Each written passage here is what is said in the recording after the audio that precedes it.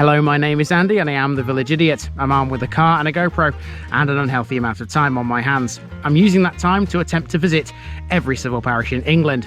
You're watching the North Lincolnshire series, a district of 56 parishes in the north of Lincolnshire. Let's see which one we're visiting today. Please excuse the weeds. They're only here for the bees. That's a nice way to think of them, isn't it? That's a sign outside a house, which you'll find in a village, which is a long linear village running from east to west. In the centre of said village there's a church, and that church is a very important landmark in this place, and it's where our main walk around this village will end, because in there is a memorial to perhaps one of the most devastating disasters that North Lincolnshire has ever seen. Welcome to Flixborough.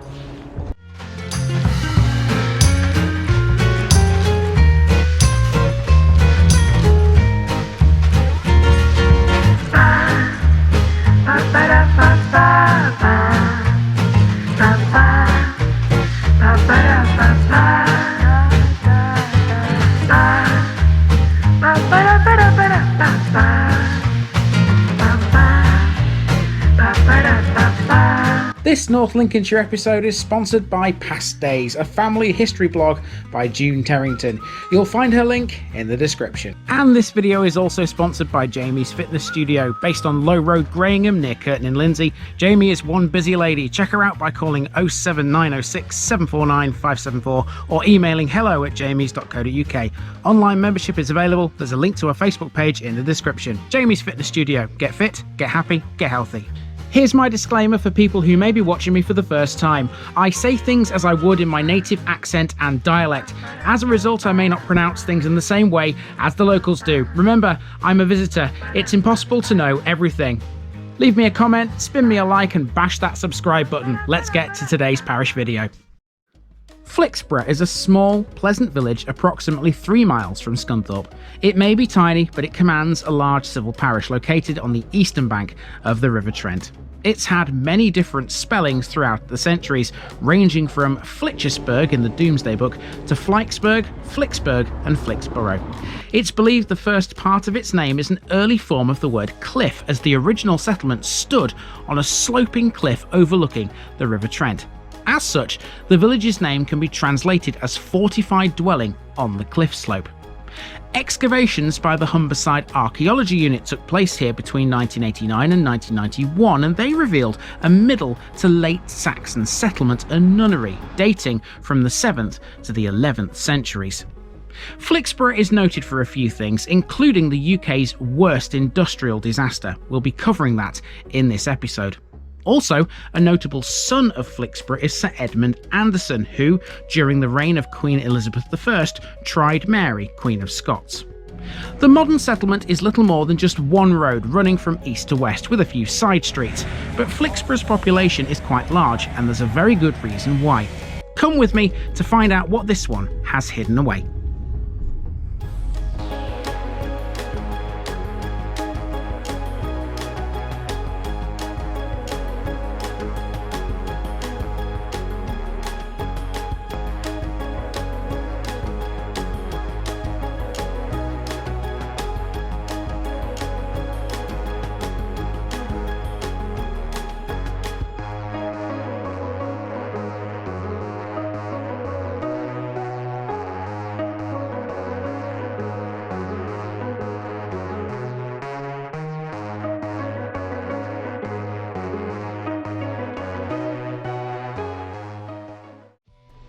We start on Lodge Lane at the far east of the village. This is the road which runs from the B1430, which we met last week.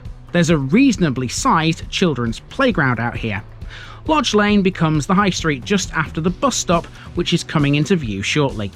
Bus-wise, once again, the service that runs out here is the number 60, the one which links Witton to Scunthorpe. Despite the fact there's a railway line close by, Flixborough has no railway station. What it does have, though, is a lot of character. Check out these fabulous reindeer in front of this house on the left. A lot of Flixborough's housing is 18th, 19th and early 20th century, especially close to its centre. However, there are examples of infilling. Take the Steadings, seen here, which is a much more recently built side street.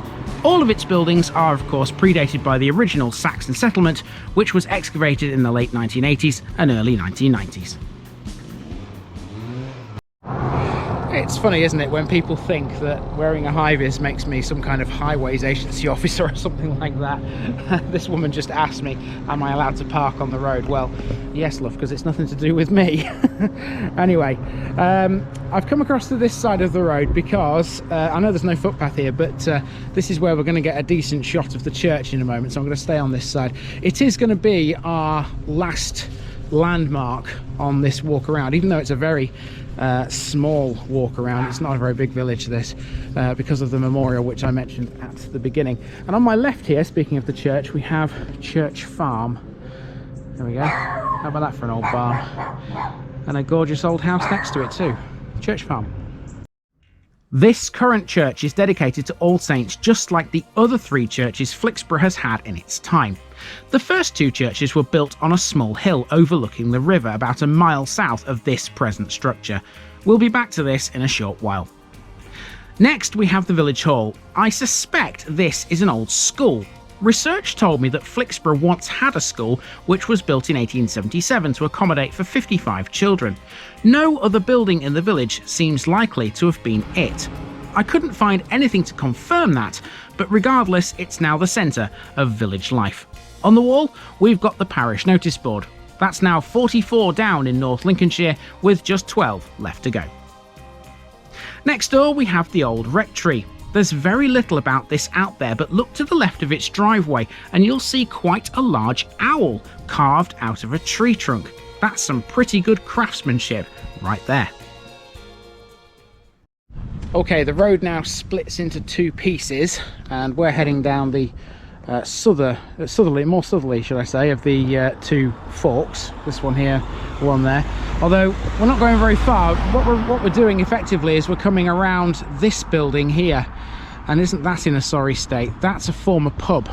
Let's talk a bit about that next. This is the Flixburrow Inn, which was a much loved village local. It closed in 2014 following a row between the tenant and the pub's owners over rent rises. There were plans to demolish it for housing in 2015, but these never came to fruition. The road name then changes to Stather Road as it falls down the hillside to Flixborough Stather. As it does, it passes this building, the old blacksmith's, one of 4 Grade 2 listed buildings in the village. Stather Road continues over the railway line I mentioned earlier. The line is a seldom used old mineral railway that winds its way through the old open cast ironstone mines between Flixborough Wharf and Scunthorpe Steelworks. Time to make our way back. This is Burton Road, which if followed north will take you to Burton upon Stather. To the north, around the back of these houses, is a small wood, and to the south of this street there's a natural spring. So the pub might be in a state of disrepair, but at least people are using its car park. It's kind of like an unofficial village car park at the moment, because there are 4 cars I can see in it at the moment, 3 there and 1 over here, which makes sense. It keeps cars off the street, I suppose. May as well make use of the space available to you. Very clever. At the end of the triangle which surrounds the Flixburrow Inn, there's another bus stop as well as this sign. Note how Neep House is to the right. You might remember that from the Gunnis episode because we used it to look at Groveport. Neep House as a settlement though falls within Flixburrow. Moving on, this building here at number 2 Burton Road is Flixborough's old post office. There isn't a post office anywhere in the village now, nor is there a shop. And we're back to All Saints. According to Januki, this was closed by the Diocese of Lincoln in 1988. The 4th church Flixborough has had in its time, this was built in 1885, replacing a previous 1789 building, reusing its materials in the process. The east window here commemorates those who served in both world wars, despite the fact that Flixborough is a doubly thankful village, one of the rare villages that suffered no fatalities from either. So here outside the church we've got a board all about the disaster. This terms it the Nipro disaster, but most people know it by a different name. Look at this. That is certainly a harrowing image, isn't it? This was on the 1st of June 1974 when this happened. There's information about the explosion, there's information about the inquiry, and there's information about the loss. 28 people died in the disaster. And those 28 people are remembered on the memorial which you've just seen over here next to the pond. Here we go. To commemorate those who lost their lives 1st of June 1974. Here we go. And this disaster, although it's called the Nipro disaster on that board I've just shown you, most people know it as the Flixborough disaster. And this is going to get its own special section today. In 1974, Flixborough was at the centre of the UK's worst industrial accident when the Nipro Works chemical plant was devastated by an explosion. This was known locally as the Flixborough disaster. The plant manufactured caprolactam, which is used to make nylon. This process uses cyclohexane, which at the time of the disaster escaped, causing a vapour cloud which then ignited. The disaster was believed to have been caused by a hasty equipment modification. 2 months prior to the explosion, a reactor known as number 5 was discovered to be leaking. It was decided to install a temporary pipe to bypass the leak, allowing the reactor to continue whilst repairs were made. All seemed well until the end of May. That's when all the reactors had to be depressurised and allowed to cool in order to deal with leaks elsewhere. When they were brought back up to normal operating temperature and pressure, it was too much for the bypass to handle. The result was a massive explosion caused by a huge release of hot cyclohexane in the area of Reactor 5, and this is the industrial estate where it all happened. Sited on the banks of the Trent, this is Flixborough Industrial Estate, located half a mile from the village itself. The explosion virtually demolished the entire site. Since the accident took place at a weekend, there were relatively few people in the factory at the time, 72 in fact, of which 28 were killed and 36 were injured. Fires would burn for more than 10 days, and around 100 homes in Flixborough and in Amcots across the Trent were either destroyed or badly damaged. The accident resulted in a major overhaul of UK site safety law. There was a similar disaster in Seveso, Italy 2 years later, and these two disasters led to the Seveso Directive, a European Union law aimed at improving the safety of sites containing large quantities of dangerous substances.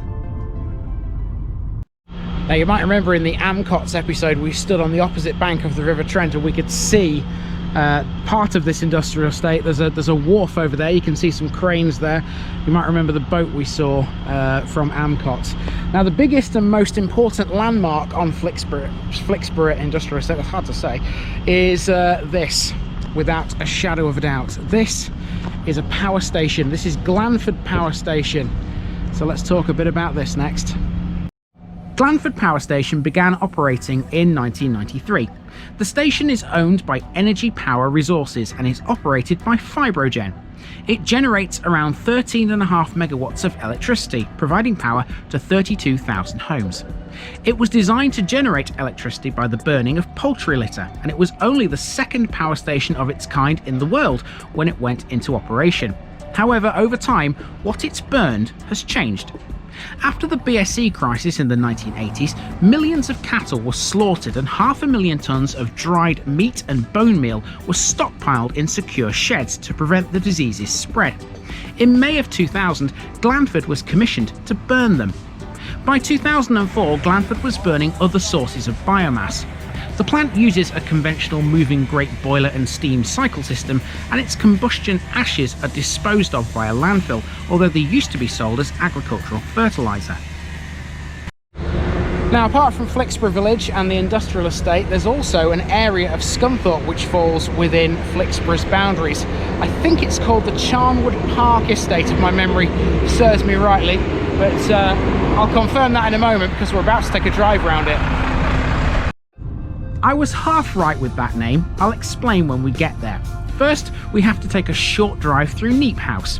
You may recall that Neep House once had a staith or landing place on the River Trent for farm produce.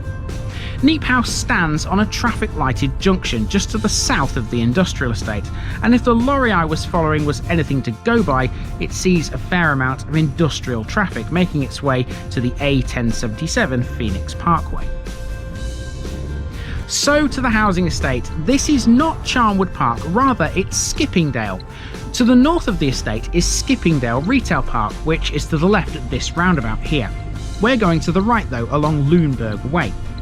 Skippingdale is generally residential, and it's where most of Flixborough's parish population live.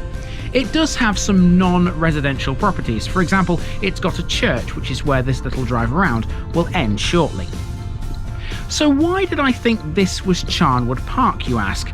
Well, that's because that's an area of Skippingdale.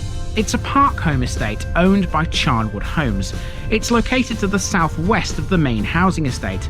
Otherwise, Skippingdale is mainly newer build housing, a typical late 20th century and early 21st century development. The number 7 and the number 8 bus services can be caught on this estate. Both services terminate at Skippingdale Retail Park. There's also St Mary's Care Home, which you can see on the right here. It's privately owned and is registered for a maximum of 47 occupants. Despite the name, Skippingdale Retail Park does not fall within the parish boundaries. Even so, a quick mention won't hurt anything. It has plenty of the big name shopping outlets like Home Bargains, Dunelm and Matalan. I wonder how many viewers remember it in the 1980s when it featured shops like Maidley's, MFI and Valance's, amongst others. And that's it for Flixborough. Do you need a picture bit for this one? I think you're going to twist my arm. Yeah, here it comes now.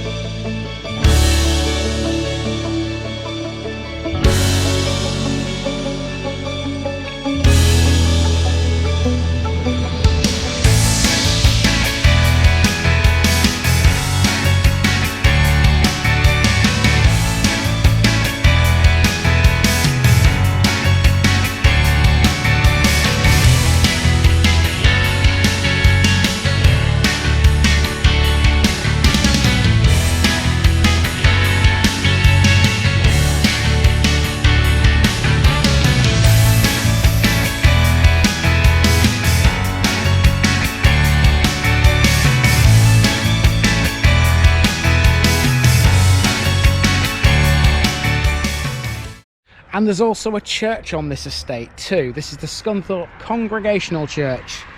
Here we go. And just before we leave Flixburgh behind, I've come up to the front door of the Congregational Church to show you this plaque on the wall. In 2016, this church was awarded the Faith in Action Award, Scunthorpe Congregational Church, Messy Church, bringing together local families. And that's really what this channel is about. It's about displaying the best in rural communities and communities in general. I know this isn't rural, but even so, it's good to see things like this, because there isn't enough nice things in this world that are reported in video format or on the news or whatever. So yeah, I like to catch things like that. And that's it. That is Flixborough. Done and dusted. Time for me to move on to my next one here in North Lincolnshire. I've been Andy, also known as the Village Idiot. This has been the parish of Flixborough, and I'm out.